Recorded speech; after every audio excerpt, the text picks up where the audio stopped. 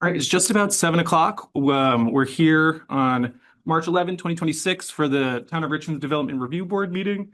We are waiting a few more minutes to see if our last board member, Mr. Bob DePalma, will be attending. We'll give him a couple minutes. Yeah, we'll give him a couple minutes before we start. For anyone that is joining us online, if you want to be counted in the attendance, please leave your name, address, and contact information. You need an email or a phone number. Thank you.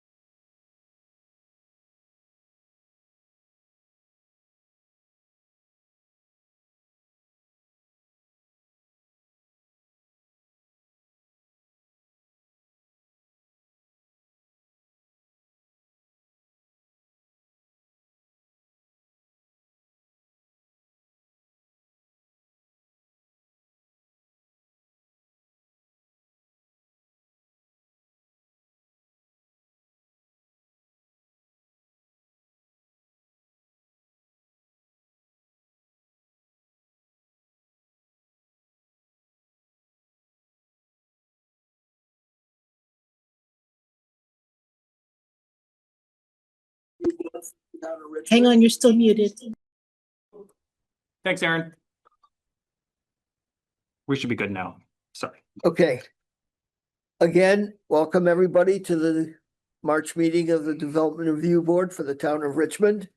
For everybody here in the audience, please sign in the back, and for those remotely, please indicate that you are a participant. And by doing so and offering either written or oral testimony, that may qualify you as a interested party and give you the right to appeal any decision or lack of decision that we may make. Having said all that, we have three applications on the agenda this evening. And the first one is SK 2025-008, lands of Copp, Weaver, and Downer. It's a continuation of a hearing from last week, but we continued the hearing with no testimony, so today will be we're hearing testimony. Its application the applicant seek input on plans to further subdivide 1950 Hillview Drive, which is an existing 137-acre parcel in the agricultural residential zoning district, into two parcels of 109 acres and 19.1 acres, and the remaining acreage will be associated with a boundary line and building envelopment adjustment for Lot 2. And for those, this is basically lands to the side of the Blueberry Farm in Richmond. So who's going to speak for the applicant? Let me swear you in. Do you swear or affirm to tell the truth, the whole truth, and nothing but the truth? I do. Okay. Is there anybody on the board who has a conflict with this matter? I do not. Well, Nope. nope. Okay. Why don't you introduce yourself and tell us what you have in mind here? Thank you. Brian Courier, Larry Burke Civil Associates, representing Larry Copp. So as you mentioned, David, this is it's really a 2-lot subdivision. The project was originally approved, I think, in 2012 as a 4-lot subdivision at 1950 Hillview. That approval came with the creation of 3 building lots. It also approved an upgrade of the existing Blueberry Farm Road to meet your rural road standards.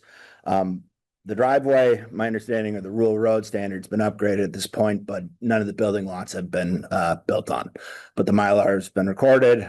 Those lots are buildable lots today. The owners just haven't pulled any building permits for them yet. So the proposal in front of you tonight, though, is the further subdivision of Lot 1, which was the large remaining land piece in the back of the property. And the proposal is to further subdivide Lot 1 into Lot 1, the new Lot 1 of 109 acres, and Lot 4, which basically includes the building site that was previously on Lot 1, but that's 19.1 acres. In addition, there's a few boundary line adjustments associated with the property, specifically Lot 2 and the lands of Larry Copp just to the south of Lot 2. So the plan that was submitted for you folks, the lines that are shown in blue are the proposed subdivision and boundary line adjustment lines. And what's shown in red are the new building envelopes and driveways. They're just shown pictorially. There's no grading or, a ton of design as we're at sketch here tonight. But what's in blue and what's in red is what we're asking for changes. Everything in black is what was previously approved from the 2012 subdivision. Another piece of this is as Richmond's regs only allow 3 units to be served off of a driveway, the 4th triggering the rural road standard. We are proposing to extend the rural road to the driveway shown on Lot 2, as we're adding one other lot off the end of the current rural road. So we're proposing to extend that roughly, I think it's like 200 feet, include a turnaround at the end, but that will keep us under the requirement for units served off a driveway. So I did read Dante's staff report. I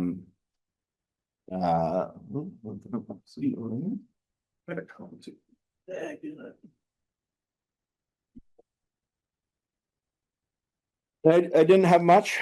There was a request to correct an acreage call out of Lot 3. There was a boundary line or Dante's assumption that there was a boundary line adjustment for Lot 3 post 2012 subdivision is correct. Lot 3 used to have frontage on Hillview Road. That has since been pulled back to a tributary in between the homes on Hillview Road and further uphill. So Lot 3. The Mylar recorded for that boundary? There is, and it's been done. It was done prior to this submittal and it was administrative approval. But Lot 3 is 5.2 acres shown in the configuration on the plan there. But the change was when it was 9 acres, it required frontage on Hillview Road. That has since been amended. So that was the discrepancy there. Okay. Another piece that Dante and I are looking for feedback on is an approval condition from the 2012 subdivision. Said if Lot 1 being the 137 acres in the back of the lot was to be further subdivided in the future, the board would weigh their options about whether or not a professional should take a look at deer wintering areas on the property. So Dante provided an A&R Atlas map of the known deer wintering areas. He did indicate that the building envelope for Lot 2, I think, overlaps with it a little bit, just where there's that little knob. Yeah, right there. So I think we can shift our building envelope out of the way, shift it a little further towards the west in order to avoid that mapped deer. Easier fighting with the state over deer wintering yards. That would be my preference. Yeah. So, we're willing to make that change, hoping that that will satisfy that criteria.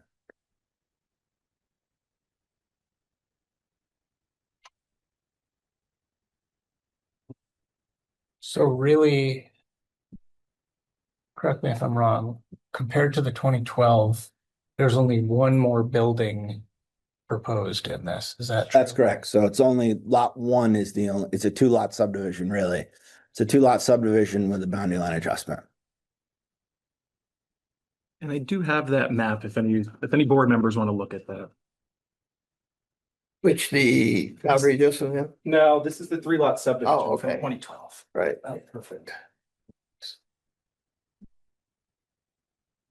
Okay, yeah, Yeah. that's what my next, for the original lot too, it looks like this, it was rectangular and there's that gray line. Yep. The original boundary. Yeah. Like a little bit. Yeah, it was a Felt bit of a like strange that. configuration.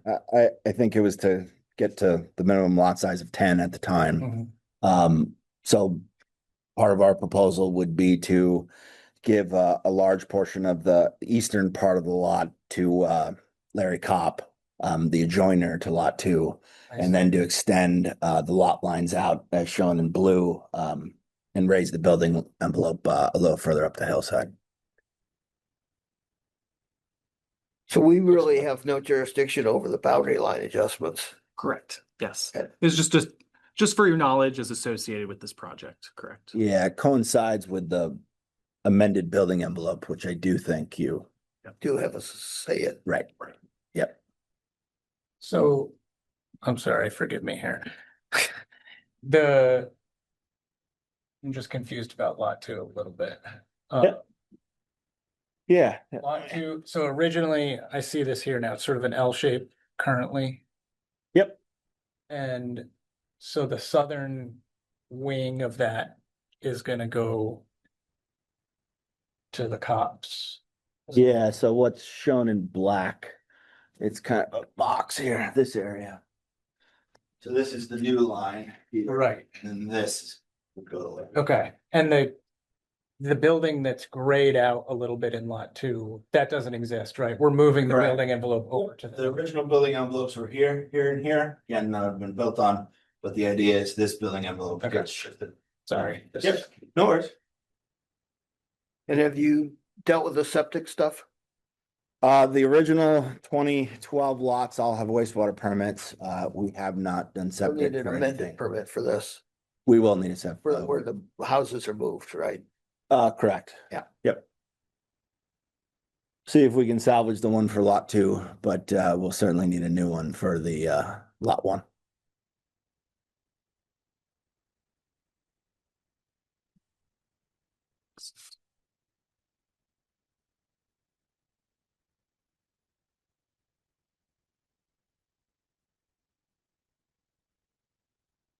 Any further questions from the board? Or suggestions? Yeah. I do think it would be helpful to see, an assessment of any impacts to the deer wintering yard. It's hard to know based on just the A&R atlas and this, Okay. so whether that's, a biologist or, some clear indication that, there's no activities in not just what's mapped, but Yeah. other areas that meet those Okay. criteria. And if you're going to get into impacts, then absolutely a biologist's opinion on that makes sense to me. Right. And would that be your would you want to see a professional's opinion either way, or only? I think it's definitely smart. I mean, if you can come back and show, hey, look, there's no impact to any softwood stands anywhere. Yeah. And we're so, X feet from anything that Yeah. is either mapped or meets the criteria, and that's Okay. your opinion, then I think that goes far enough. If Okay. it's gray, then I think you could probably speed things up by Okay. having had that professional's assessment. I'm Okay. imagining it's going to land more in the latter, but I don't know. It's hard just looking at Yep. sketch plan and Yeah, I wasn't around for the 2012 discussion around that. I so wasn't I'm, either. I'm not sure. and even whether if, that- I mean, that's a standing requirement, even if Sure. it hadn't been a previous Yep. Previous requirement. Yep. There's also a requirement in the subdivision regs to identify, forest stands, and also means to protect those. I just note that there's, some really long access roads or driveways that are going to result in Yep. a lot of impact. It would be good to know what that area of impact is, how much forest is lost, what is the plan to preserve forest. I know that's not crystal clear in our regs as to what exactly the standard is. Yep. Dante's notes the need, the suggestion, I'd say, need to get a permit determination on the need for an operational stormwater permit. Yep. Yep. That, obviously seeing that up front, because that can increase your footprint of, disturbance. Certainly. Yeah, for the extensions or driveways that haven't been, constructed, I do think it will fall under that. I think, yeah. I think that, when you seek that determination, typically you would show everything that's gone on for the project to date. Yep. And then can opine whether any existing development also needs a permit. I don't know. Yep. But certainly that's it. Yeah. Anything else, board? No? Anybody in the public have questions of the applicant? I wanted to add that there was a written public comment from Katie and Kevin Titterton of 1800 Hillview Road, and I believe that Brian answered the question. It was about, what was the size of lot 3? Did it change at some point? And Brian did answer that question earlier, mentioning that the boundary line adjustment occurred. I see we have some comments in the chat, but before we get that, do you want to take some public comment from people in person? I just asked and Oh, no one? Okay, sorry. didn't seem to be a lot of enthusiasm, so. Alrighty. I see we have 2 comments in the chat. We'll start with Chelsea's. Chelsea says there is 2 blue line streams on the large retained parcel. Should streams and surface water be included on the final plans? Yes. Yes, and I believe that we have that signaled out staff now. Yeah, so if there's a map stream and we plan on crossing it, we'll certainly include it on our plans, and we'll also talk with the Rivers program if they're going to take jurisdiction of it. We know we need a stream alteration permit, so. Always Yep. fun. Yeah. We have another question from Rachel Gray. Rachel asks, we have a concern about increased runoff across the Blueberry Farm Road. I see that Rachel just popped on camera. Rachel, do you want to add any more comments? Yeah, kind of to piggyback from what was just getting commented on about stormwater and runoff. And there is a stream kind of in between lots 1 and 2, or excuse me, 2 and 4. And that does run down and then crosses the Blueberry Farm Road, which is the access to the farm and to all of these lots. And with significant rainfall, those, culverts already are really stressed and we have runoff over the road. So we just want to be sure that that's taken into consideration and there's a solid plan around that increased runoff.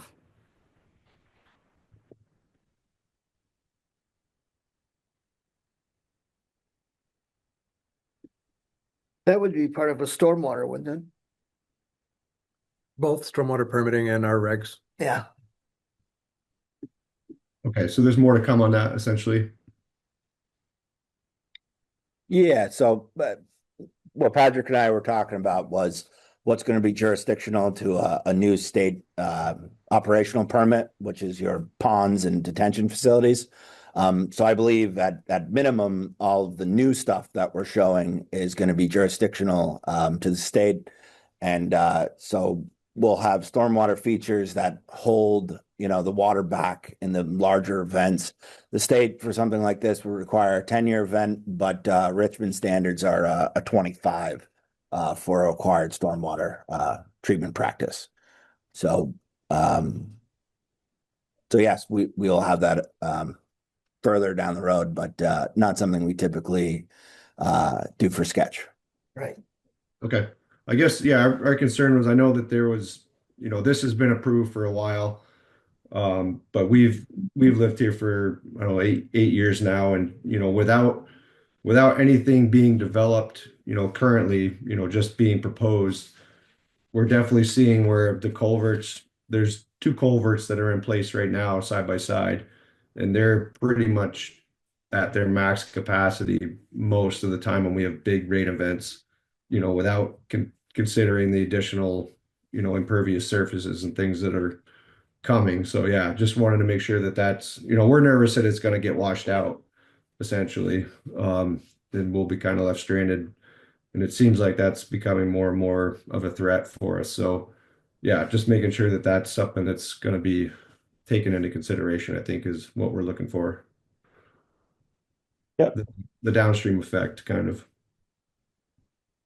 Yeah, so what state stormwater rules require is that the ponds hold back discharges in the larger events basically at the same rate of what this topography would discharge now. So basically our post-condition peak flow can exceed the pre-condition peak flow before the impervious surfaces are included. So that would be part of our state stormwater permitting piece of this. Okay. And does that only apply to the two new lots, the ones that are the one's being moved and one's being proposed? That would Yeah. just those new ones? I know the 2012 lots didn't require a stormwater permit, Yep. given that was 14 years ago and, not constructed but approved. I think there's some gray area there, but certainly for all of our new stuff, we would be under state jurisdiction. And they have what do they call it, re-subdivision rule? I think stormwater does. Not that I'm aware of. Does that ring any bells, Patrick? No, that term does not. Okay. Generally, they'll look at new impervious surface, and that's impervious surface that doesn't exist but is created. But yeah, we'll find out then what's jurisdictional and what's not. Right. Okay, any other questions? Does that answer your? Yeah, I guess so. I'm just nervous that So even this is a sketch plan, Yeah. and he's just gathering information and comments and input, and then when they bring the actual application for the project, then you'll be able to have more to look at. And then you can determine whether you're comfortable with that or not. Okay, that's great. Perfect. Anything else that you'd like to add? No, No. I don't think so. Thank you. No, thank you guys. Anybody else?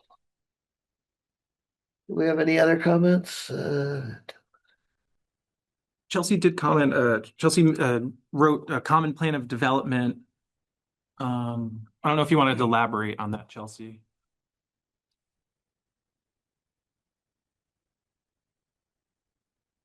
You could jump in. You had that in your staff notes. Oh, yes. And that term would typically apply to the construction permit threshold of an acre of disturbance, either as part of a single component or a larger common plan of development. Right.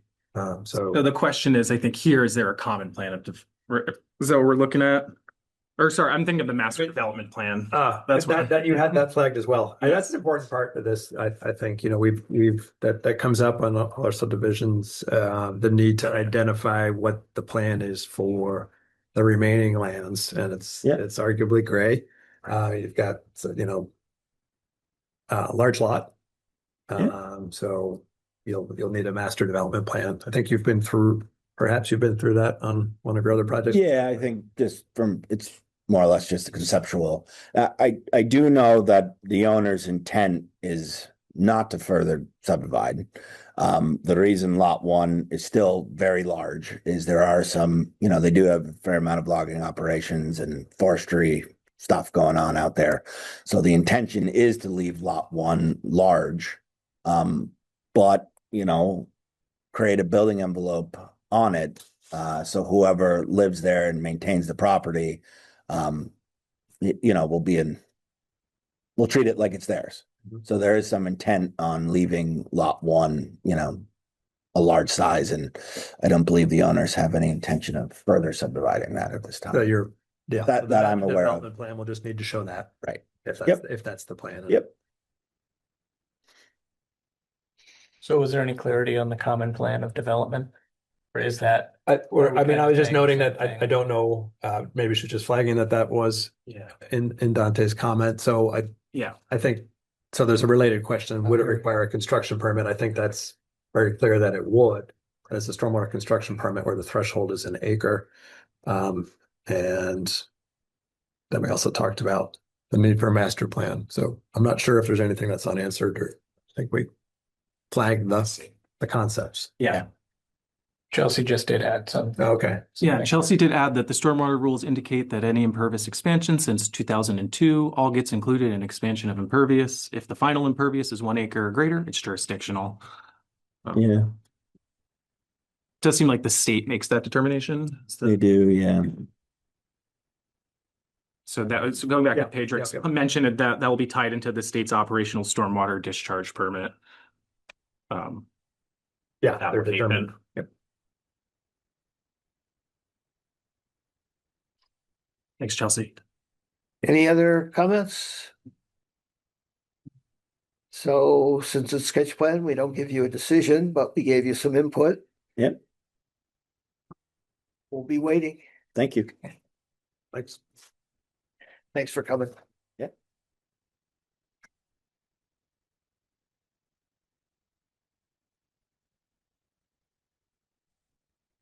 Okay, next on the agenda, CR 2026-002, Matt Parisi, parcel EM 0112. It's a continuation of a hearing from last month. The applicant seeks conditional use approval to modify a building restraint at 112 and 114 East Main Street, located in the Village Residential Commercial Zoning District. Well, I have a conflict of interest. It's my application. So you're gonna recuse yourself? Yeah, so I recused myself. I do not have. The rest of Nope. this. No conflict? Neither do I. Or I? Okay, So, I guess the real question is do we want to go over the proposed application again, the same? I don't think we need to go over everything. I think we were, unless I'm wrong, we were very concerned as a board. And I know expressed by certain neighbors regarding water Mhm. and how you're gonna deal with it and whether you'd be able to keep it off of other property, So, budding property. yeah, so to start with, when we initially came here for planning, back a month ago, we planned for this increased impervious by adding a third dry well. That would account for the runoff for my buildings on my property. I said what it would not account for is runoff from Route 2. Right. It's We understand possible to, so that was, I think that was what our intention was when we went about planning for this. As far as planning further for a 1 in 25 year rain event, my engineer and I are still not fully sure that this qualifies for that, as well as given the scope and the size of this project, it would be almost impossible to design a potential water retention pond to account for a 1 in 25 year rain event on this property. It's less than a half acre of land. So generally infill developments like this don't really create a tremendous amount of runoff.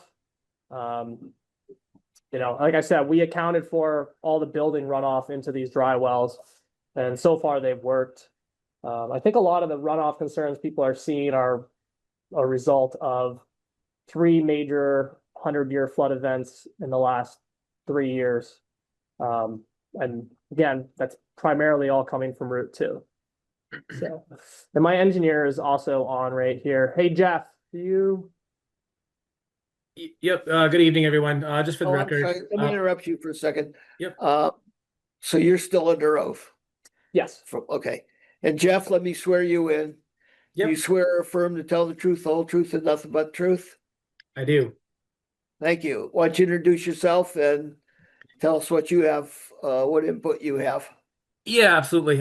So for the record, my name is Jeff Oleski with Catamount Consulting Engineers. I'm a civil engineer that has worked with Matt on several projects and was the civil engineer for this project, both when we did the original house in the back as well as these revisions here.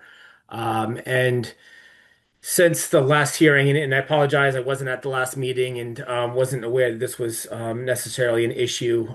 So I'm just kind of getting caught up to speed over the last month. I have had some communication with Dante with regards to trying to get some clarification as to what sections of the regulation, that the board was specifically looking to us to address and or certify.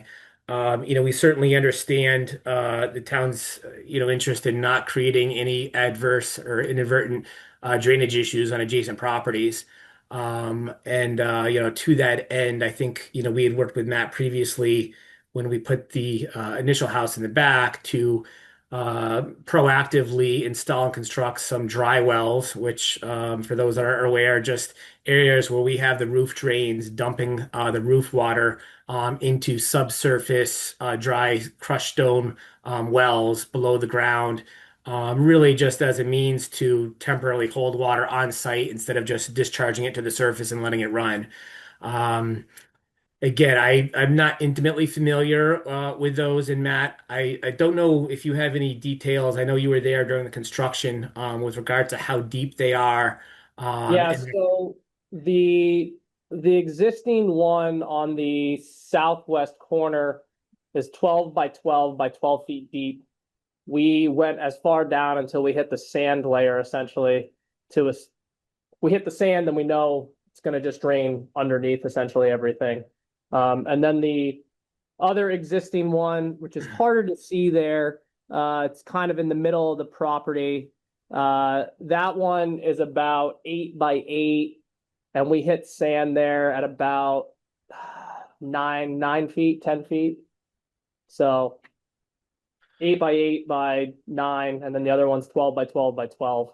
So Yeah. there's a tremendous amount of crushed stone in there. Yeah. And so essentially when we look at this from a, drainage and civil engineering perspective, when we have as much terrain that there is between Route 2 and down to the lower portion of this property where we have a lot of those erosion and drainage issues coming off Route 2, once we get down below to where not only the existing back house is, but also the proposed addition that Matt's looking to construct, it actually is very flat out there, and there's no either surface drainage relief and or any type of existing subsurface collection system for us to tie into.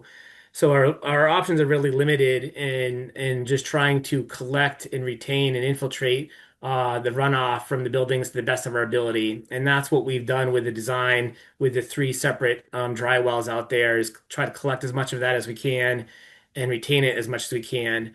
What I try to reiterate with my communications with Dante in between the last hearing and this one is that, when we talk about rain events that are a 10-year rain event or a 25-year rain event, we're talking 3-4 inches of rain over a 24-hour period.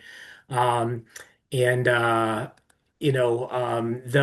that amount of water given any landscape is going to be difficult to collect and control when we have a very limited or finite amount of space with which to store and treat it. And so I'm not saying that it can't be done, but I would think it'd be not only very difficult to accomplish, but also difficult to, pretty time consuming to model and design and treat, given the scope of the project we're talking about, which, if I understand it correctly, I think was just a little over 1,000 square feet of total impervious new area between the building and the small driveway addition. So, I think we've graded things to the best of our ability to keep water on site. I think we've collected the roof water to the best of the ability and are trying to retain that on site. And I think Matt has tried to implement best management practices from a stormwater management standpoint on the property, given the limited opportunities he has. Yeah, there's also swales on the west side of the property that direct as much water as possible into those dry wells, as well as the east side of the property for any water that comes down that driveway that then directs it into the dry well that is furthest east. And they have done a really tremendous job of keeping kind of the wave-like events from coming down, as they come down over Route 2. But as far as the excess water from Route 2, it's, it has its limits. Dante, sorry to interrupt. Maybe during this conversation, if you could pull up the comments we did provide on. Yes, from Yeah, like application. the request for more information Yeah. from last hearing. Yeah. Yeah, so it was Is that in the hearing materials? from the draft. And that's also located in the meeting minutes from last meeting. It is. Okay, sorry. Yes. I can pull up those meeting minutes too. I can do that. Yeah, If it's helpful for others. I have them right here. They're up on the screen. Matt, do you have any questions of the applicant? Language is a little different. Not right now. No. So, The other thing I did provide is the proposed amendments, the PUD amendments and stuff. On that, Yes. thank you. So while Patrick's looking at that, in the audience here, are there any questions or comments of the applicant? I'm sorry, I couldn't hear you, David. For you, do you have any questions or comments for the applicant? I sure do. Where do they get a mic? They have to come up? the mic should catch from the beginning, but if you would like to come up, we can do that. Okay, I can come up. Martha, why don't you come up and then you can use that microphone there? Can I sit here? Please do. Or, Why don't you introduce yourself? I'm your neighbor, Nice to meet you. Martha. Why don't you introduce yourself, please? Hmm? Introduce yourself, please. Oh, I'm Martha McSherry. I own the house at 102 East Main, which is next door to the property you're talking about. Okay, I live on Hillview. I've owned the house here for about 25 years. So I have a pretty good idea of what goes on in the back of the house before any of the houses are built. Excuse me for looking at my notes, but I just don't do a lot of this stuff. Not at all. So your drainage issue doesn't affect me personally, except there was one question that one of the people at the last meeting made that I think I can answer, and that is, how does building affect flooding? And I think it's pretty well known that construction projects exacerbate flooding projects. So that's a given, I think. And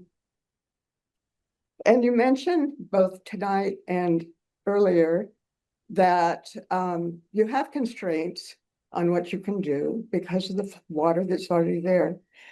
We all have constraints on our property because of various things. So that doesn't mean that you do it anyway. You have to work with what you have. If you've got too much water to build on, you don't build there. And that seems to be what I'm hearing. And as I said, the flooding doesn't bother me, but I am interested in environmental science. So I think if you really wanted to develop something more easily and more appropriately, you'd find another piece of land. So I know a lot of people along Main Street because I've lived here so long. And I hear a lot of comments about the parking in back of the house there. They say it's packed. There's no place to put any more cars back there. You don't have any place to put the snow you have. I heard somebody say you were piling it up against the fence.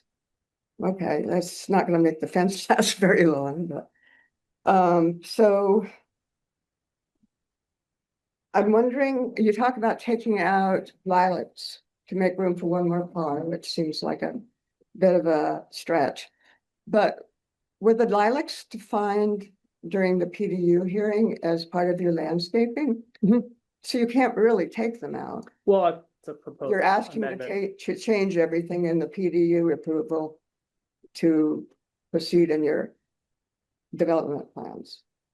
Well, I can't specifically, they were part of existing landscaping. I'm proposing new landscaping. Arborvitae is what Yes. you said. Yeah. Which is, it's not very appropriately exchanged, but, so, my big concern though, because of my interest in planning, because David and I served on several commissions years ago. He probably remembers this, but I'm not convinced that whether you did a subdivision or an ADU. Are you Dante? I am done. Okay, so we had an email conversation. Yes, we did. And you didn't know whether it was a subdivision or a PDU. Yes. So So if anybody knows, can they send me a link to the hearing for the subdivision review?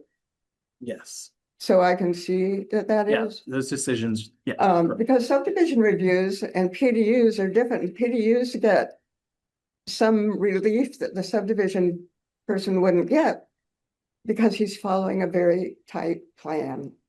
And you don't go by and change them later because you should have planned all this ahead of time. That's what the P and PDU is, plan. So I would like to see more about whether you have decided, do you get separate property bills for each of your houses? Not yet, they haven't been able to, They should have started that as soon as you finished your subdivision. it's after April 1st, the town won't do it. So it wasn't approved till after April 1st, 2025. It So should they're be, they're not done yet. and it should be caught now. So you- I chatted with the assessor about it. Okay, well, I still would like to see the subdivision review. Yeah. Yeah, I think to said- be clear, this was a PUD. Right. It was a plan- PUD. It was a plan. Yeah, to it was develop. planned ahead, and that's how you got the other house in there easily. So I don't know why you had to go through, I guess subdivision, it's been so long since I've done this, but subdivision is what you go through to get a PDU approved. Is that what it is now, or? They follow some of the similar regulations, but not all of them. And I think I can provide some clarity here because like Martha, Yes. like Martha said, I was a little confused looking back on it. Having not been a part of it initially, the town of Richmond doesn't have a PUD application. Per the regulations, basically PUD, I'm reading from section 5.12.1, coordination of review. An application for a PUD approval shall be reviewed by the DRB as a conditional use, subject to conditional use review and approval, and concurrently with review of a subdivision plat if a subdivision is proposed. However, it does, all applications need to follow the 2 to 3 step process of a subdivision, and that's why it was classified as a subdivision from my understanding. Okay, It seems that it followed the subdivision process. yes. But I know some board members were a part of those, that application, so, I don't know if, But yeah, if anybody I'm remember- incorrect or if But there's from another. 2012, not as, Well, this was, the PUD was, oh, it was last year. yeah, it was last year, correct. Okay, so you'll take care of that for, Yeah, and I do have those two, I have the preliminary PUD approval, the final PUD approval, and Matt has the landscaping plan, zoning permit on file with the town as well. I really thought that a PDU meant that you were gonna plan ahead. And then you were done. If you want to build later, you set that up in your PDU. So you say, I'm not gonna build it all out this year, but next year I'm gonna build some more out. But that should be known in advance. Yeah. I will say there is a mechanism to amend PUDs, and I think that at the time the PUD, and I might be wrong, but the state recently changed their regulations for allowing ADUs in town. And if the state, sorry, let me get my thoughts together. If the state comes out, that trumps Exactly. So our regulations. So 24 VSA 4412 1E basically says that a bylaw shall require a single family dwelling with an accessory dwelling unit to be subject to the same review as required for a single family dwelling without an accessory dwelling unit. So before the state enacted that law, Matt wouldn't be able to put another unit on this lot. Because this is an ADU to a single family dwelling, it has to be subject to the same review as a single family dwelling without an accessory dwelling unit. So he's not running into Excuse me. He's not running into the maximum residential density in the zoning district. Except for the car. Apparently 2 cars is all they require you to be able to provide for per unit, which seems outrageously small. these days. In town, for properties that are served by town water and sewer, I believe they only need 1 parking space, and I believe that's also from state statute. Let me confirm that for you. Let's just pull this. There are 8 existing. There are 80. Apparently to the people who go by there and go back there and whatever, it's packed. Well, I have. How many vehicles do you have? Well, I like today, for example, I have a Chevrolet 6500 dump truck back there. That's a very big vehicle. Yeah, So so do you pay extra for your parking privileges or? I own it. Yeah, I know. Why would I have to pay extra? I'm just wondering if everybody has a dump truck, what happens? Well, that's a question I think for the state and the, someone else.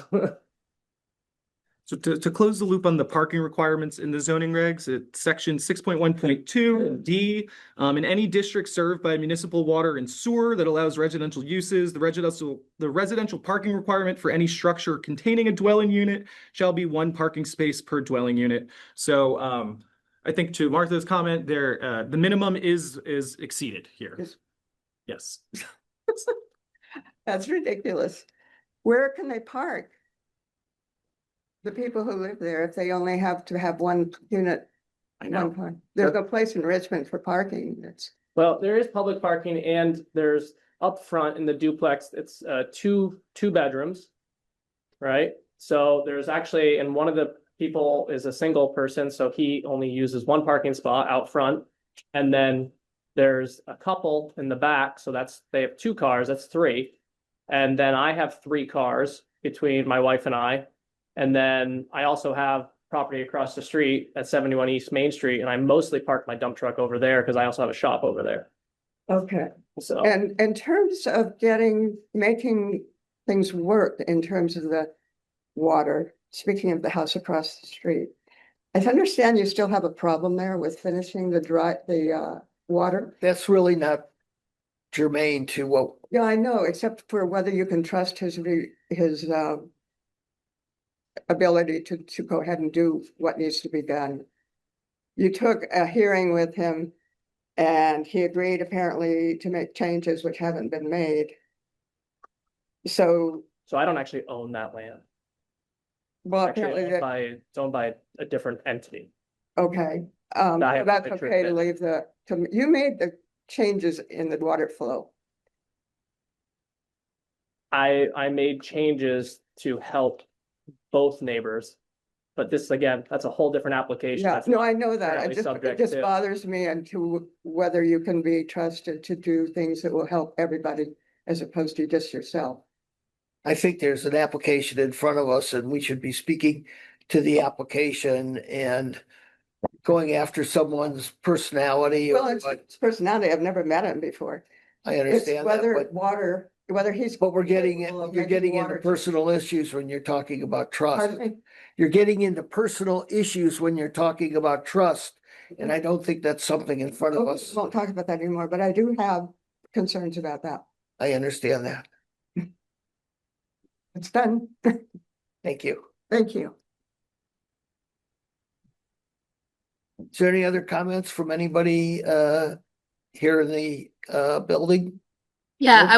I would like to speak to our consistent concerns. Wait a second, wait, like, I want to see if anybody here has any further comments. No, okay, now we'll go to those who are remote. And first we have, who do we have? It's Danielle Morin, and I'm sitting here with my Okay. mom, Bonnie Morin, and we represent 2 of the 3 adjacent properties next door.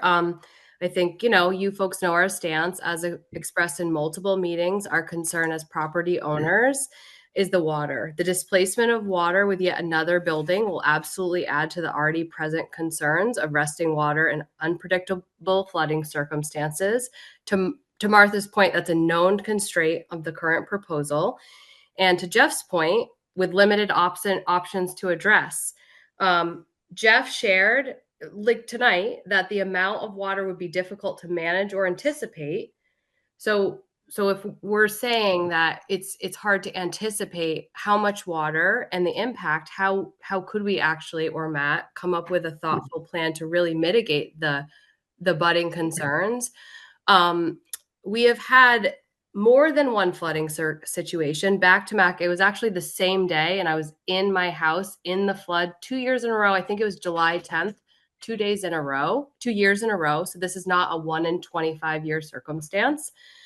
Additionally, I do appreciate that there is an engineer here because the original building, I like that he's talking about a proactive plan, but the original building was put up without gutters, without any of the dry wells that are now there.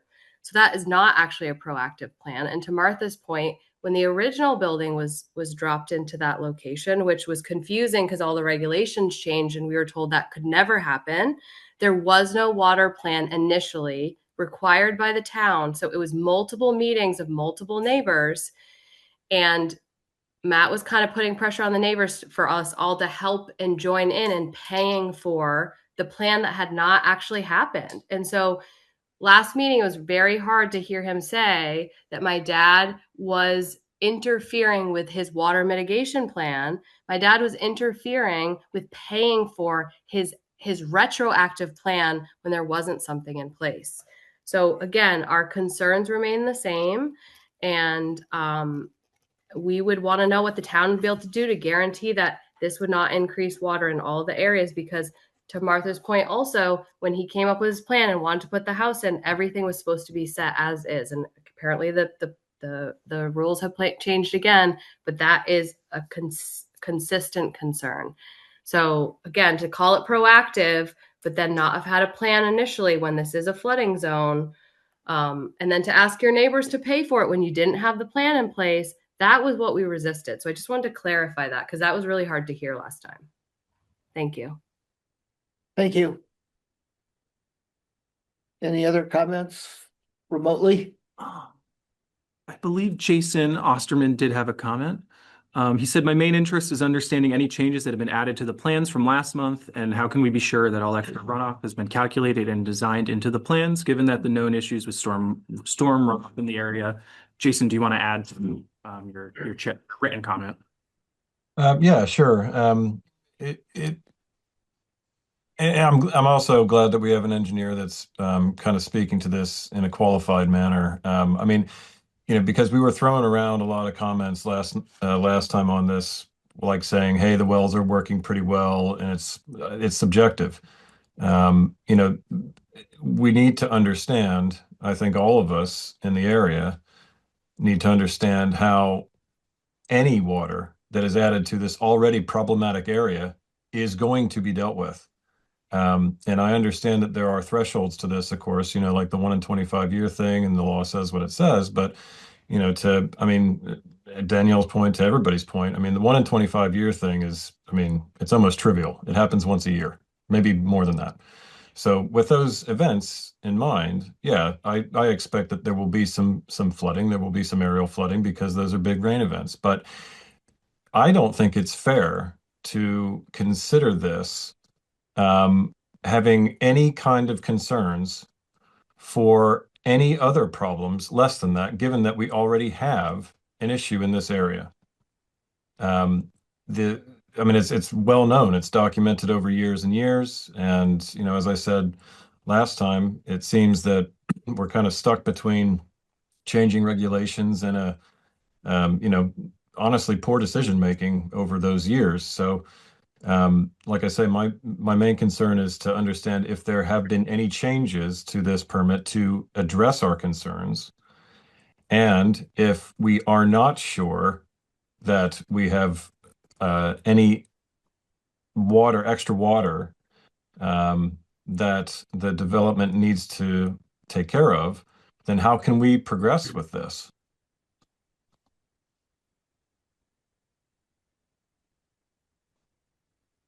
Okay, thank you. Does the applicant have any, Yeah, to address I guess Danielle, the Morans, before the project was actually finished, before the PUD was done, Keith was a part of these conversations. He walked the property with us. Jason also did. I think he can speak to this. There were efforts to mitigate this fully, but again, in order to do that, it would have required excavation not on our land. We were trying to get the stormwater to basically move down a swale onto Pleasant Street and then eventually down into the railroad, down the bank. I would have paid for all the excavation work, but there was essentially too much pushback about digging on other people's land. But the only natural place for that water to go, since there's no town or state stormwater infrastructure on Route 2, is to get it farther downhill and get it really down into the flood basin. So that was shot down. I wasn't able to do that. I had no legal rights to do that. So that's, I mean, Jason, I'd like you to speak to that. You were a part of a lot of those meetings. Yeah, and you know, I certainly was trying to be proactive, and we did obviously talk to a lot of the neighbors, and I mean, unfortunately, we weren't able to really, in my opinion, come up with a solution that everyone was happy with, because this location, without having, as you say, all the neighbors being okay with altering their land, and in my opinion, solving the problem for the town, we weren't able to come up with something that made sense. And so what we ended up with, which is, you know, it is working most of the time, I think, but you know, it has had an effect. I mean, your development has had an effect on all of the properties around it. And so with that in mind, knowing that this is a problematic area and adding another property onto it, you know, if this, for example, was in a different spot, like where we had drainage down to, as you say, the basin area, I mean, I would be happy to say, okay, show me how that water is going to be channeled there, and we're good. But we don't have that option here. And so, as I say, my concern is that other than the 1 in 25 year thing, which is understandable that, you know, there's going to be aerial flooding, I need to understand that there won't be any more water on my property. And I don't know that I'm satisfied that I see evidence of that right now, other than doing as much as you can, quote unquote, right? And I mean, that's what we've been trying to do as neighbors over this whole time. But like I say, I don't think that we ended up with a good solution. I think we ended up with a solution that, you know, worked well enough, but has had an effect on everybody else's property around it. Can I just add a few more things just to respond? And there's been a lot said here in the last 10, 15 minutes, but just to clarify kind of a few points from an engineering perspective. You know, we've been throwing around, you know, 1 in 10 year rain event, 1 in 25. And I just want to clarify that there's kind of theoretical numbers associated with that, you know, if you get into a level of development where you're looking to do state permitting, they have typical 1 day rain events for a 25-year rain event, a 100-year rain event, a 10-year rain event.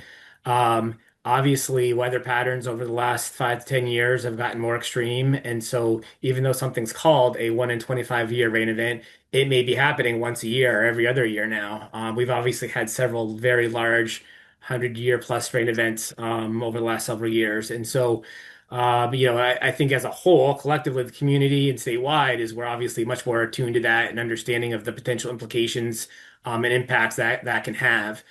You know, that being said, there's also a point where, you know, the scale of the project and the type of project that you're looking at and how you're trying to apply stormwater management and treatment can only go so far when you're in a urban infill environment like this. You know, we don't have the elevation relief. We don't have any subsurface drainage system to tie into. So we do have to, again, kind of implement best practice systems here. You know, that's one thing that we were kind of, I don't want to say struggling with Dante, but trying to understand where we certainly are aware of what the state stormwater requirements are. Obviously, we're not at a point with this project and a scale that would require us to get to anything like that. Trying to understand within the Richmond zoning bylaws, whether it's the standard zoning bylaws or the subdivision bylaws or the PUD laws, as to what the requirements are for us to either do a pre or post match, or have a better understanding of what we need to provide or certify in order to justify the design or the construction on this project. I'm still not sure we understand that completely, but we are sympathetic to wanting to provide the best, drainage relief and treatment that we can, understanding that we are confined to the property if no one else is interested in participating or allowing us to look at other avenues. Then I think that's why we came to the conclusion with Matt of implementing these additional dry wells, to really just create that best practice management. If there was another one out there that we thought would improve things better, we would be looking at it. But ultimately, given what we have available to us, we just really have to provide that water somewhere to sit temporarily, to nullify the highs of discharge for the larger rain events. So. Thank you. Can I ask one thing? Yeah, please. Compared to existing, what is the, I guess, for lack of a better way to ask this, the total square footage increase in the dry wells from what they are now? Oh, we can do some math real quick, right? Basically, there's the one in the corner that exists. Yep. Right? And then you're adding this other one that's like twice the size of that one. Yeah, I mean, Jeff, did you remember? I can't really scale. Look at this really quickly here on my. I mean, I can give you areas, Matt. The new larger one between the two units, we are looking at an area of about 130 square feet. The depth is to be determined.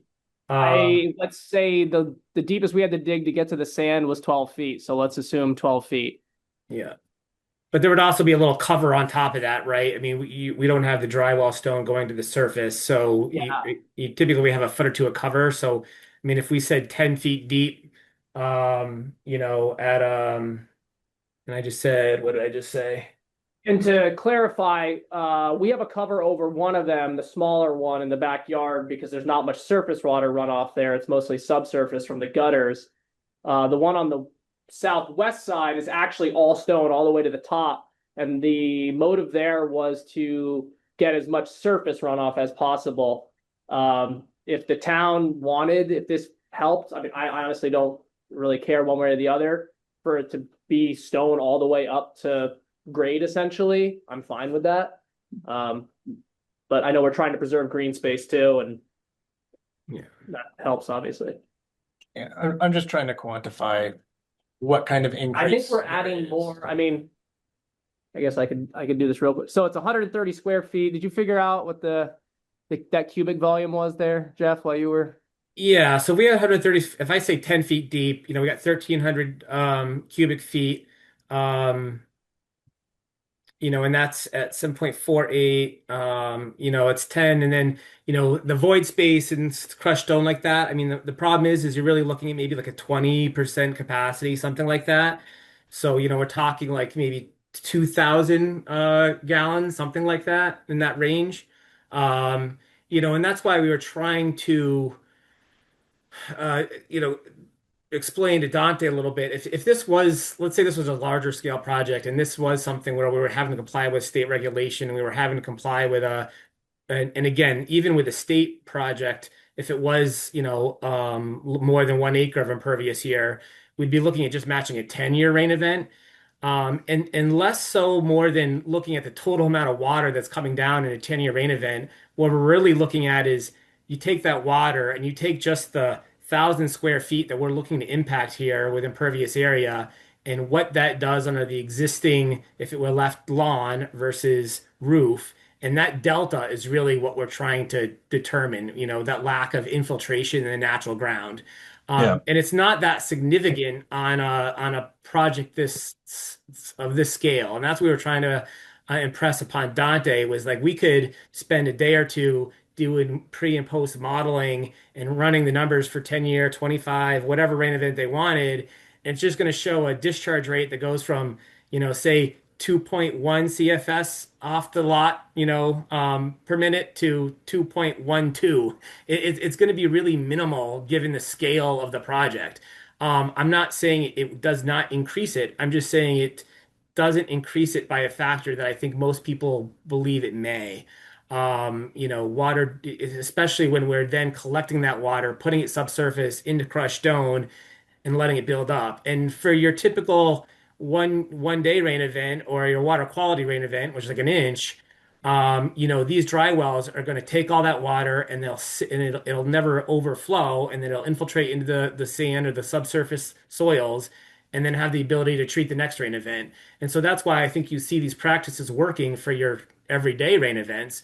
The only time they get overwhelmed, because there's only so much void space in that stone or capacity within these dry wells, is that when they get pumped full of water in a 10-year rain event or a 25-year rain event, they're going to overflow and discharge off the lot.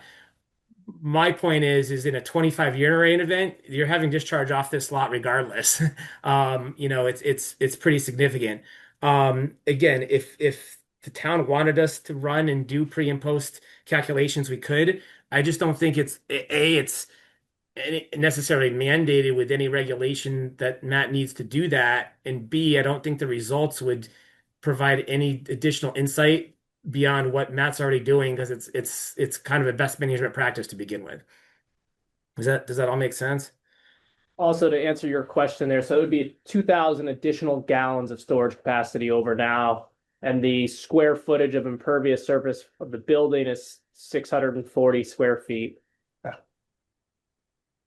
But does that take into account the type of stone that you would use to fill that cavity in each one of those wells? We used 1.5-inch crushed stone, clean crushed stone last time. The key is using clean crushed stone, so you don't have the fines and the sediment build up in there. And then the nice thing about this is when it does get, because these dry wells get wrapped in fabric typically, or at least on top, so there's no real soil infiltration into the stone over time. And so when you're only introducing roof runoff, which doesn't, theoretically have any sediment load associated with it, it is generally just clean water getting in there, so that the capacity of those dry wells over time generally holds up pretty well. Yeah, it's wrapped all the way around. I have pictures of that. The two existing ones are wrapped with filter fabric all the way around on top, and then there's a cap of 10 inches of stone. And Jason, I think this is what you were alluding to is, there's the volume of the hole. Yeah. But how much of that hole is taken up by the stone itself? Totally. Yeah, well, that's what we were just saying with the void space. It's about 20%, Okay. So we calculated 10,000 gallons of capacity in the hole, but only 2,000 of usable water space, if that makes sense. I see. And Jeff, you could speak to this. If we use bigger stone that was clean, would that add? Ironically, yeah, it depends more on like how it's, how it's fractured and how clean it is versus the size, because it's, you have bigger stones, those inherently take up more space too. So it's really just creating the void space. So generally speaking, if you took almost any different size drainage stone, as long as it's clean and washed and loosely pack it in there, it's going to have a similar amount of void space. David? Yeah, just to follow up on some of Jeff's comments. I mean, one, I think, you wondered, what part of the regs are we relying on? We do have the ability and, the necessity to impose additional conditions as needed. And what we've heard, there's existing runoff issues on the lot. So we're looking at this in part through a lens of ensuring that the drainage issues are not compounded by the project. And I guess I'm still, I've heard from neighbors' comments that things are worse. What I don't have a handle on is whether the additional development, say, just take the original house and then look at what has been added or impervious surface in terms of roofs, roads. Is the peak discharge associated with the 25-year storm higher? Would it be higher as a result of this or not? Or I guess you don't, I mean, what I gather from what you said is you're not sure because you haven't modeled that. And that, you know, essentially that's that. So I guess, you know, just my view, I guess I'm really curious to be able to better tease out whether runoff will be exacerbated by the project. I wouldn't think, you know, that it's a large modeling job, just to look at the site in and of itself. What's going on as a result of what's going to change as a result of the project? I understand, yeah, it's a small site, so it's not, the flow change can't be big. But for folks experiencing drainage issues now, I think any change is important. If there's a different way for us to get to that, to better understand what the change is, you know, we're all ears. But I don't think we can just say,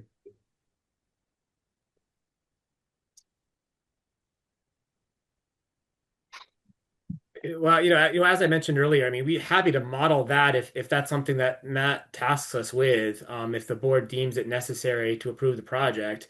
The other part of that would be, do you just want to see the results of the existing and proposed conditions as they're currently designed, or is there a specific threshold or a rain event or a max or a minimum that you are seeking us to design to in order to gain your approval?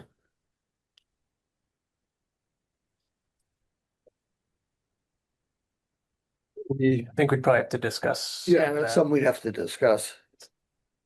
fair But question. it's good to know that, you know, there's maybe more than one way to get that answer, or I don't know, maybe that's not the right way to put it, but there's levels We of have to be detail clear that on you the can give standards. us. Exactly. But yes, if there's, you know, again, I'm hearing two different things. You know, if neighbors saying it's gotten worse, and I'm hearing you saying it hasn't, or if it has, it's negligible. Like, how do we tease that out? What's the reality?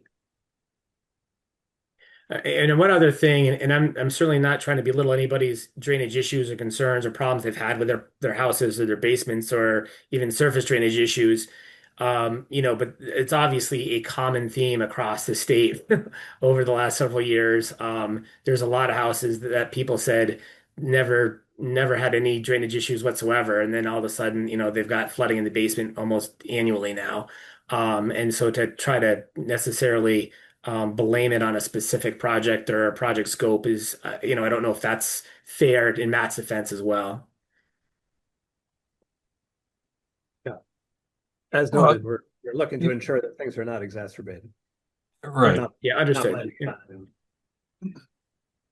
Yeah, and if we look at this and we do calcs and we all come to a conclusion that to the best understanding, engineering, knowledge, what have you, that this is calculated properly. These are the size of these things that they need to be there, and we're pretty sure that it's going to take all this extra water and all that stuff. Obviously, we probably want to see that on specifications and drawings, right? Like here's the depth.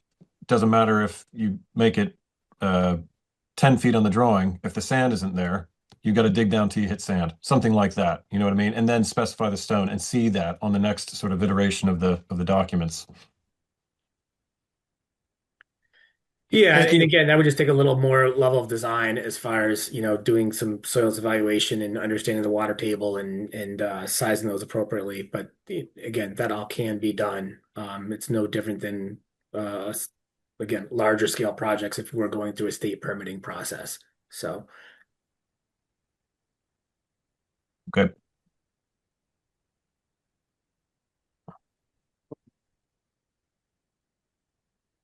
Okay, any other thoughts, comments?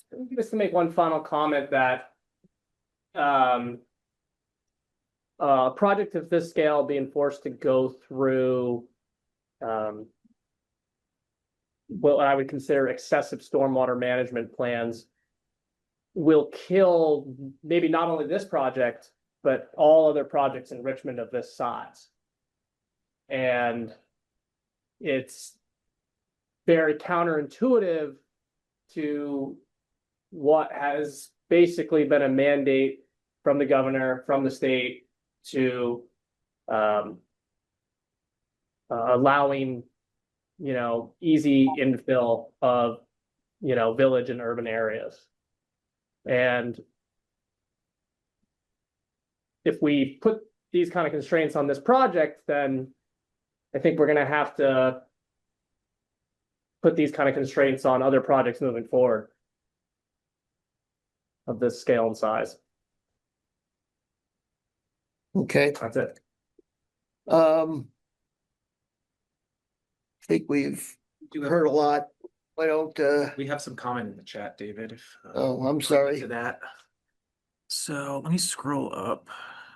Chelsea, Chelsea earlier asked, does the town have stormwater infrastructure along Route 2 that could be tied into?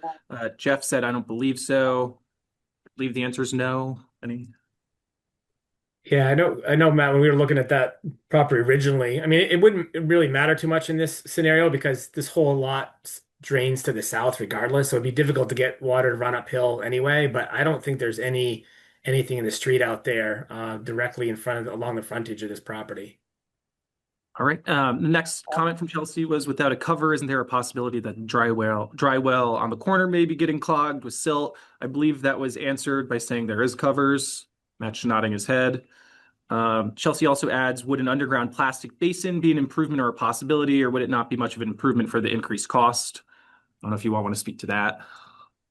I have no experience with these, and also not really sure how you'd keep sediment from getting out of it. Jeff could maybe speak to that. Yeah, I think she's referring to kind of the arch storm stack chambers or something like that. Those are used in like real urban environments where they're buried under parking lots and stuff, where you need that stormwater capacity and there's nowhere else to put it. Again, I think cost is the main factor there. Those, because they need inlet structures and outlet and need to be maintained and cleaned.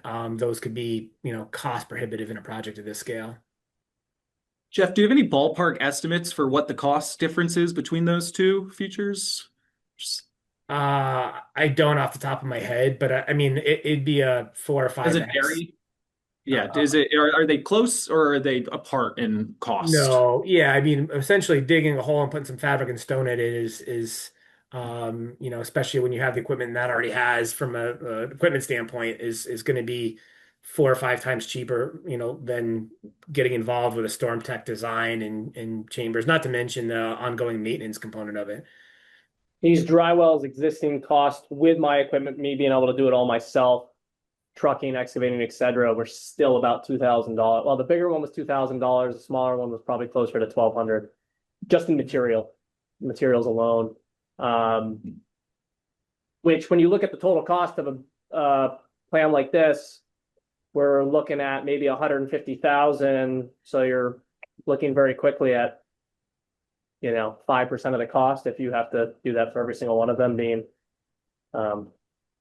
used for that. Not to mention all the engineering and so on and so forth.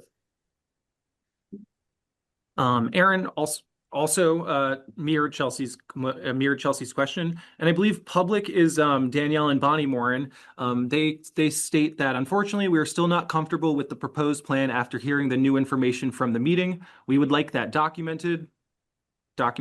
Although it may be within Matt's rights to propose this build, it is their understanding that it is the town's responsibility to address the neighbors' concerns and ensure that there will not be additional water. They're not blaming Matt. We don't want they just don't want the known problem worse, especially considering the unpredictable weather. They add that the town has restricted proposals in the past, and this is part of the town planning process and responsibilities.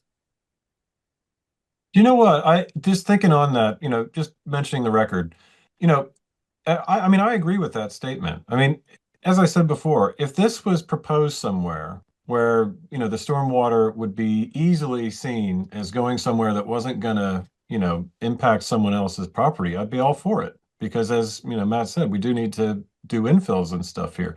So given that, you know, he's obviously trying to do something that the town is in need of, but perhaps he needs a little bit of help. And the reality is that the root cause of this is decisions made by the town over years, or not made.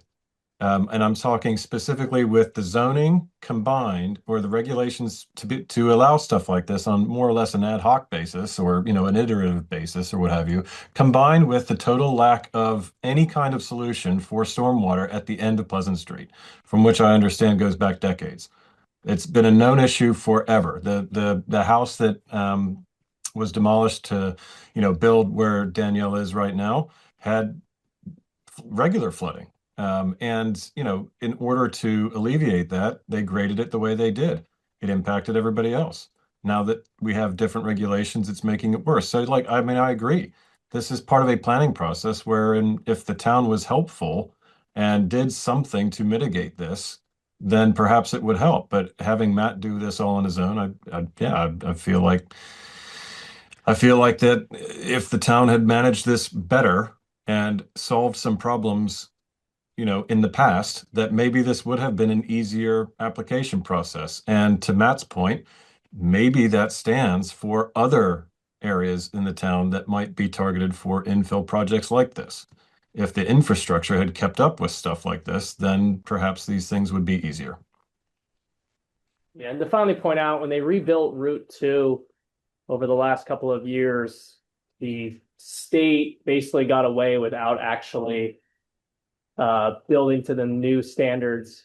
And so there's one stormwater drain on all of East Main Street in front of Papa McKee. So that entire area, and that's all the runoff. Now, Richmond, right, is one big, Richmond's just on a hill, right? We just continually go all the way down to the river. So all the runoff from on the hill, from the interstate, comes down onto Route 2, blows over Route 2, and down every single property, not just mine, on East Main Street, Pleasant Street, et cetera, et cetera. Yeah. And the storm drain stops on Pleasant Street halfway down the street. It doesn't connect all the way. And it's not graded to solve any of these problems. So it ends up on my property and other people's property. So it's just not joined up thinking.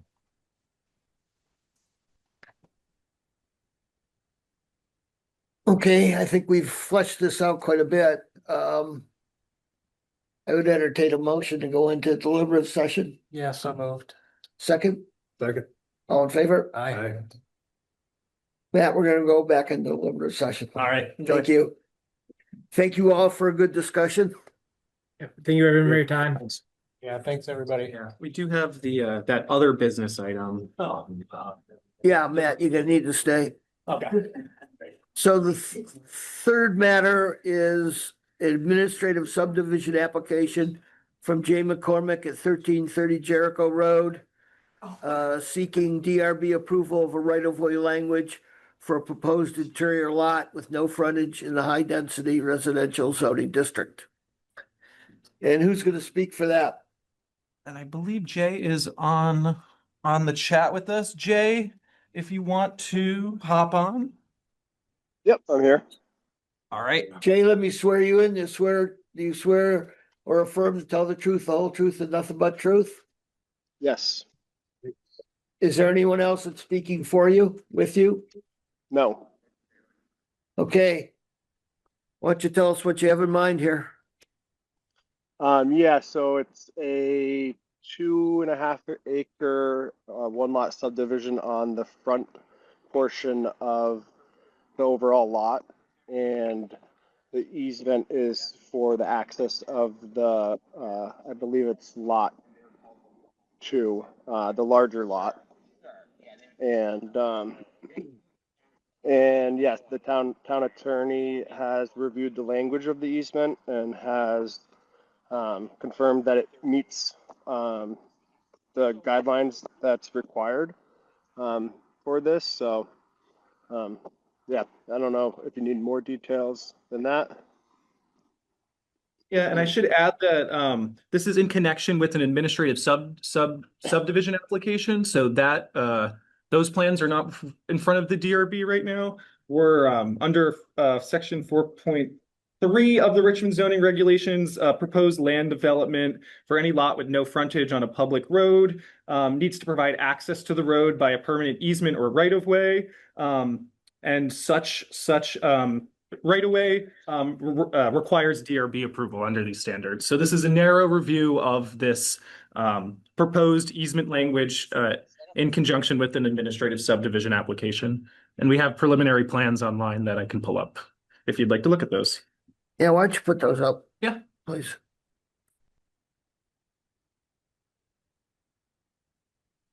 And as you all know, because it's an administrative subdivision, it's kind of, that review's collapsed, it's all together. So I'm, calling it a preliminary plat. This is just kind of the first draft. We've not gone back and forth yet on edits. So our only role here is to decide whether we feel that this deed allows use of this lot over a right of way that is not owned by the lot owner. Yeah, it will not be Right. if and when this administrative subdivision is approved. Correct. Right. So we're looking for a plan drawn to scale showing A, boundaries of all properties crossed by and to be served by the proposed private easement or right of way. 2, dimensions and grades of the vehicular access, and 3, the point of access onto a public road. And 4, any other information the DRB may require, assuring adequate emergency access to all lots and units. So just to summarize, we're looking for boundaries, dimensions and grades of vehicular access, and the point of access onto a public road with these plans. And the boundaries can be by reference to a recorded survey. Exactly, correct. And I'm pulling up the plans right now. Quote unquote preliminary plans. And this is for the site plan. And we also have the plat too for review. I'll leave it on the plat for now, I guess.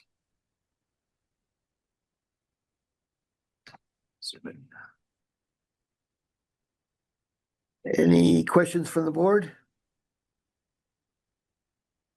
No.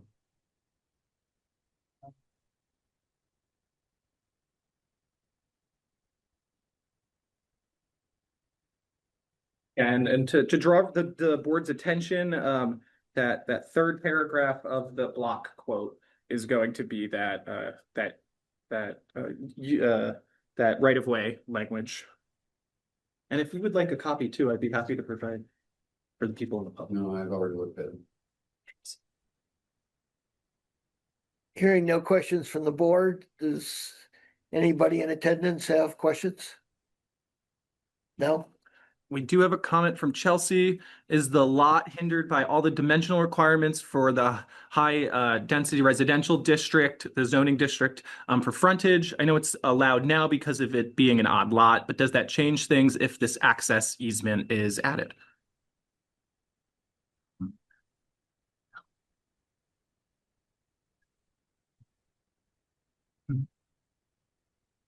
Yeah, Chelsea, you might want to, correct me if I'm wrong, but are you asking about like, a pre-existing non-conforming lot potentially?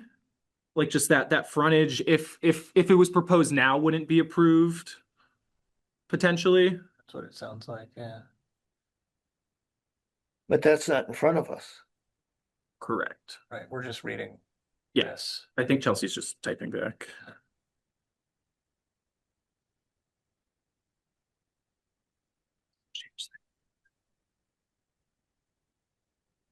I don't.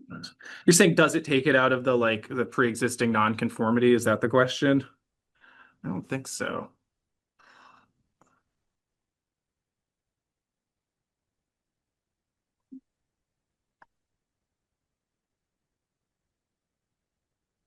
Okay.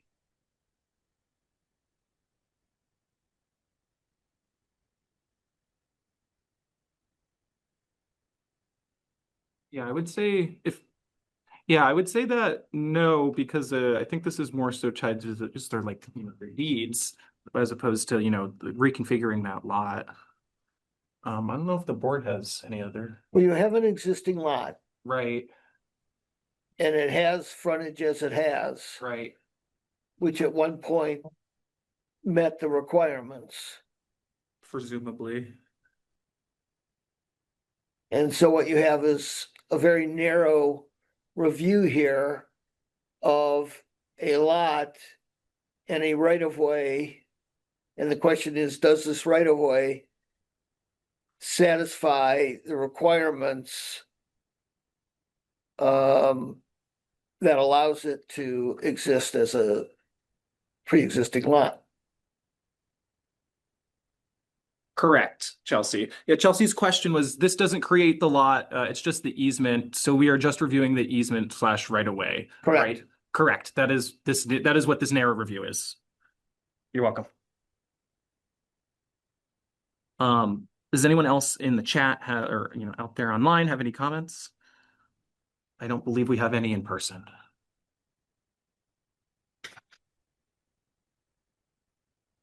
What would you like to do? Board.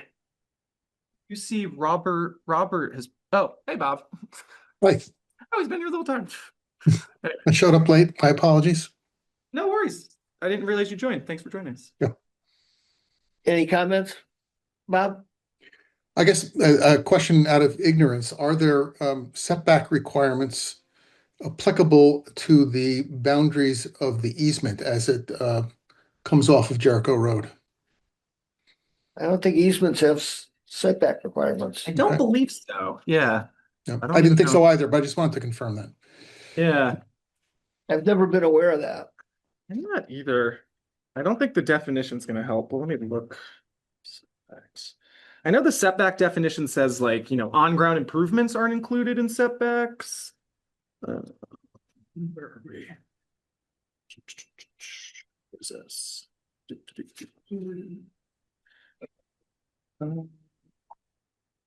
All right, so the definition of a setback is the distance from a lot line, or if applicable, the center line of the road, or highway right of way, to the outside dimension of a building or structure on a lot, measured at the ground level of any portion of the building, including the edge.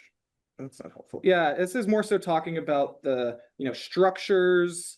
The setback provisions don't apply to fences 6 feet or less in height, walls 3 feet or less in height, roof overhangs that extend no more than 3 feet from a structure, on-ground improvements, or signs outside of a road right away, except where provided.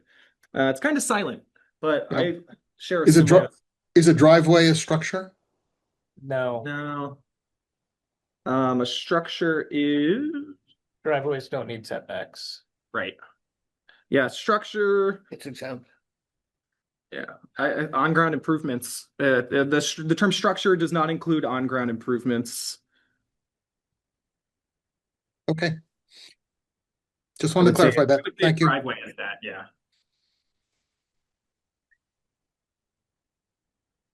I'd entertain a motion on this. You want to go in the deliberative session, discuss it, or approve it? I'm good with it. Good with approving it? Yeah, Okay, I'd move to approve it. Let's Second. second that. all in favor? Aye. Aye. I Okay, He's a. I don't see his name now. He's everywhere. Sorry. Oh, there he is. I think Okay. it says Yeah, Robert's iPad. Yeah, he was off screen there for a second. So. I'm here. I said aye. All right, Thank you. now you're on the Jumbotron. All right, Jay, we'll be in touch about your administrative subdivision application. And by we, I mean me. Thanks for coming in Okay. tonight. Yep, sounds good. Thanks, guys. Thank All you. right, take care. Okay, And I thank you, believe- folks. Did you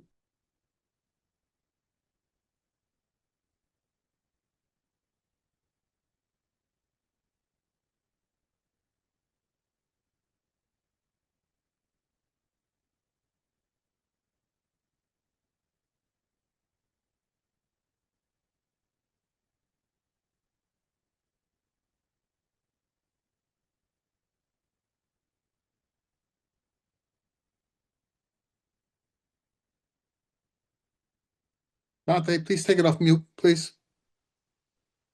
Yeah, sorry, Bob. So, Yeah. Thanks. yeah, I emailed David about this. The The annual zoning and development review board report did not make it into the town plan. This is like the charts of what the zoning office and the DRB and all the reviews that the DRB did last year. So if anyone's looking for this information, it is posted online. It didn't make it into the town report. We noticed. Yes, as well as me. So what we've done is posted on the website. We are making it available at all of the DRB meetings this calendar year, and I've worked with the town clerk to make sure this doesn't happen again. So if anyone needs that information, or if any residents are asking, you can tell them we have it, and we can direct them online. You can send them to me. It is what it is. Yes, it is. The thing you wrote up. Yeah. Yeah. And then the last item of business is that we did get an appeal for the amended driveway permit.